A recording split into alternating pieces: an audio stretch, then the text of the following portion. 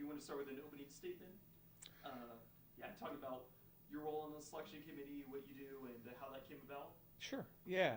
So incredibly humbled, honored to have an opportunity to serve what I believe is the greatest championship in college sports, March Madness. And it's a great opportunity, I think, not only for me personally, but for our university as a whole, as ACU is trying to go from a regional university to a national university, and athletics is one of the ways to do that. I think being able to serve on these national committees is really helpful, just in terms of being able to tell a story of what we're doing here. But the work of the committee is not small, right? There are 12 of us that are on that group. It's a mix of athletic directors and conference commissioners, and our job is, number one, to select the teams into the championship, seed them appropriately, and then once that announcement is made, we also then run the championship. And so after selections are made, we get sent to all the first round sites, second round sites, regionals, and Final Four on that. So yeah, great amount of travel coming up. Should be a lot of fun, and it's the one championship that I believe has everybody in Division I together, right? Like 2 days ago, I think it was the Atlantic Sun, had their first round game, and it's the sport where everybody has a chance, right? If you win your conference tournament, you get to go to the big dance, and so it's been fun, and obviously on top of my responsibilities here, it's something I take very seriously and grateful for it. And it's a 5-year term, so this will be something that I'll be doing unless I screw it up, all right, or they find somebody better. I'll be doing this for the next 5 years. Sir, you've spent decades working in this. You love this tournament. You have so many memories of being here. You said that, you getting this, for you personally, I mean, what has life been like ever since you were able to get that title that you've been working for so long to get? Yeah. I still don't believe it's real, right? I'm going to show up next week, and hopefully there's still a spot for me. But, I mean, I've been watching this tournament since I was a kid, right? And it's one of those things that I feel like whether you're a sports fan or not, everyone loves this event. Because it's stories from the big guys, from the small guys. And then, once I started working in this industry over 20 years ago, I've been able to be part of teams that have made runs in the tournament. I've been able to be where I ran a championship site. And you always kind of saw that committee as something that was, those guys had it all figured out, right? Like those guys, that group was special. So the idea that I'm now part of that tells me I've been around a little bit while. But it's also, a recognition that a lot of great people have done this for a long time. And now it's my turn to kind of help steward this championship along for the next few years, and then once I'm done, I'll pass the baton to someone else. But I'm just grateful for that, and I think our university understands how big this event is, right? Like I think even my own personal story, I didn't know who Abilene Christian University was 4 years ago, and then I watched them in the tournament. Now I'm here serving that university, so I can understand even personally how important this championship is. You were at Oregon State at the time when that happened, right? Yeah. Man, that's crazy. I mean, that's seriously how schools introduce themselves on the map, is in this tournament, from like Florida Gulf Coast to Oral Roberts to right. These great runs. That was the bubble championship, right? Yeah. So I was a member of the Oregon State Travel Party, and that was the year ACU made it.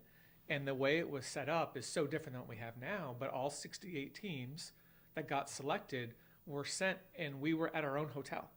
And there was no one else in the hotel, no other teams, no one else. So it was like, and then it was connected to the convention center where you would practice, but you weren't allowed to go outside.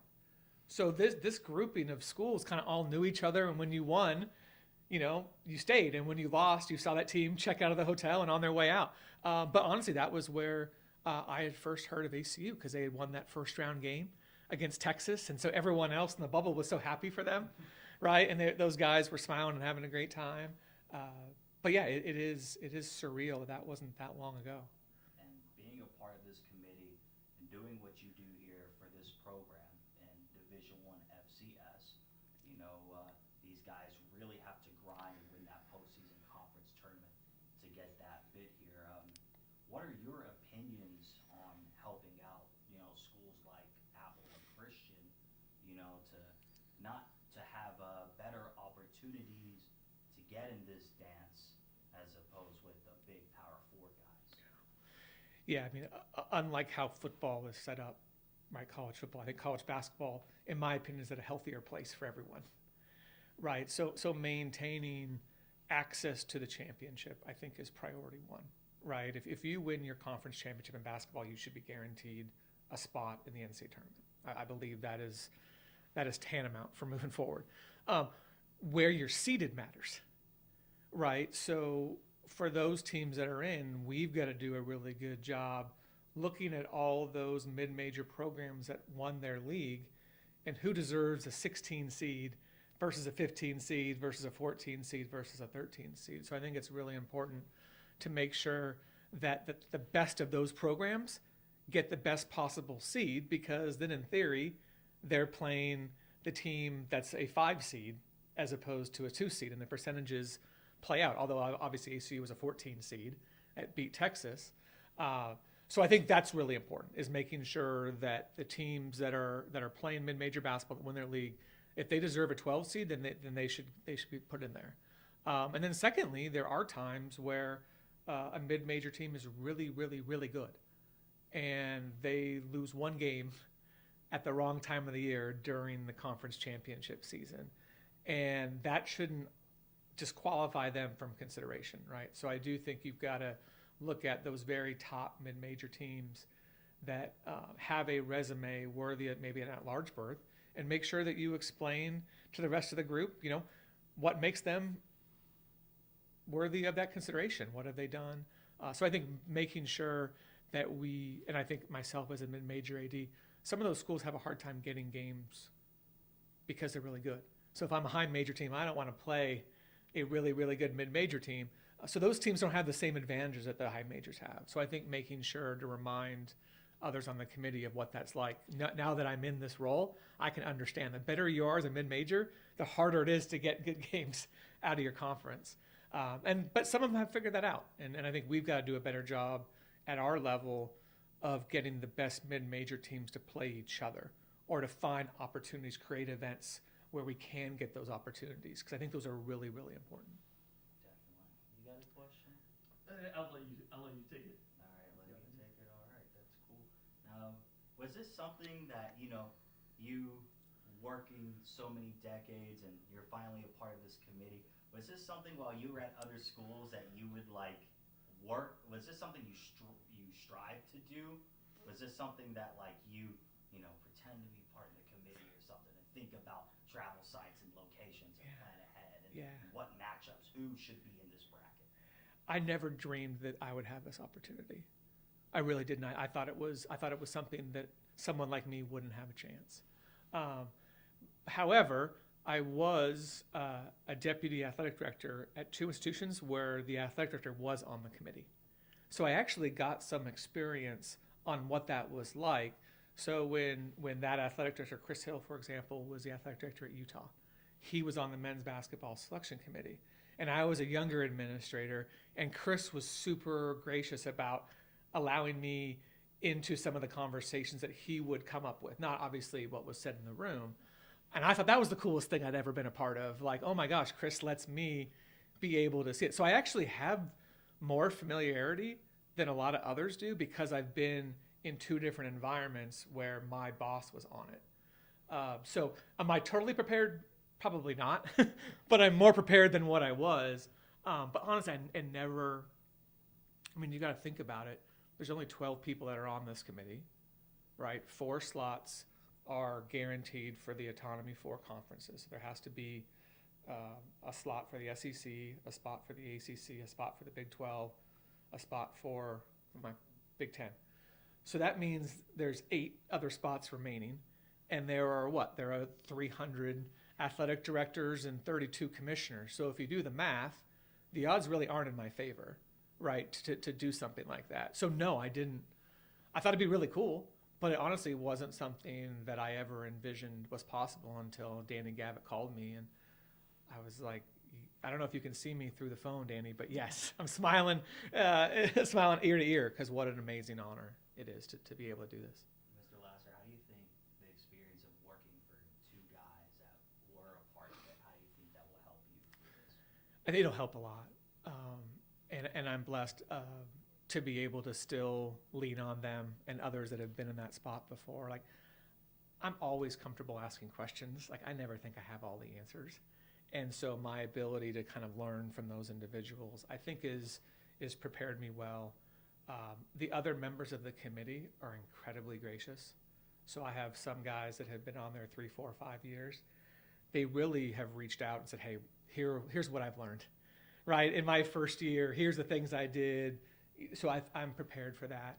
I've watched a lot of basketball. Like, I watch a lot of basketball.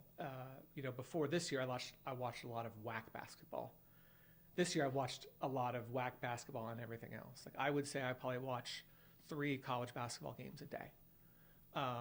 So I feel like I'm as prepared as I can be, but ultimately, you never really know if you're ready for something until you actually experience it for the first time. But I take this role very seriously, because the opportunity for a school or a coach or a student athlete to be in this tournament changes lives, right? I mean, ACU getting in changed the trajectory of our university, right? So that's a responsibility that I take very seriously. And I'm not going to be the reason why someone gets in or not gets in, but I do feel a part of it.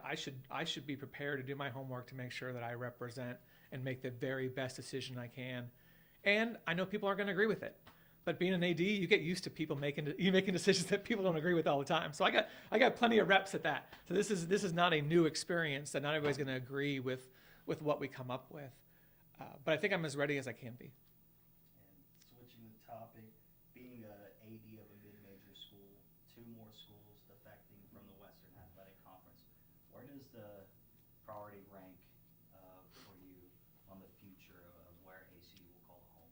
I think the priority remains on how do we make ACU the best. So since I got here 3 years ago, every year I've been here, membership has changed, right? And I would expect for the next 3 years, membership will change one way or another. What I think has made us better is we're focusing on how do we make ACU better. Because the reality is our mission at ACU doesn't change based on what league we're in. Right, like our ability to make our programs the very best doesn't play into what league we're in.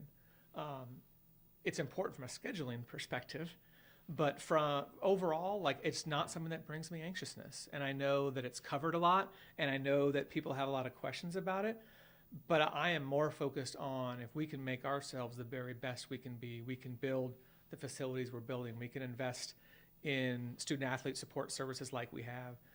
I think that's why we've gotten better each year. And so I would imagine that if those things come to play and there's membership changes, we'll adjust. And I think our coaches have done a good job with that. And I think about where was ACU 10 years ago, and we were one of those schools that made a jump, right? We've made decisions to move leagues in the past. And you got to do what's best for them. But ultimately, yeah, I think we're going to be just fine. I really do, because I think we're the best at getting better at our level, and you see that. I mean, look at the baseball stadium that opened a couple weeks ago. I mean, that's first class, and it's not an isolated case. I mean, look at where we are in Moody. Look at what's gone on Wildcat Stadium. Look at our golf facility. Like, we're doing a lot of good things, and it hasn't been because of what league we've been in during those moments. We've been able to create a lot of momentum around ACU. We beat Texas a couple years back. We got Moody upgrades. Right. That's just the power. Yeah, and so that's where I think that's been a really good mindset for us, in not worrying about things we can't control. And I think this league has been really good for us because I think it's challenged us in ways we haven't been challenged before. I think of one institution in our league in Grand Canyon, like. They were resourced at a very different level, and we were competing against school. We had never competed against a school like that before in our history, right? And maybe we didn't catch them in everything, but we have closed that gap, and they've made us better because we've been challenged in that way. So I'm grateful for the years that we've had, and next year we'll figure out next year, and then the year after that we'll figure it out. Every year changes. 100%. Yep. Also wondering, you kind of talked about the phone call you received when you found out you were on the committee. Can you talk about the process that took to get on the committee and what that was like?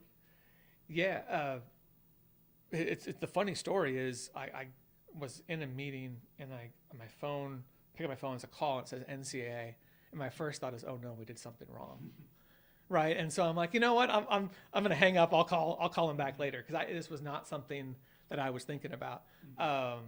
Called back, and that's when Danny left me a message and said, hey, would you be part of the committee? And I said yes.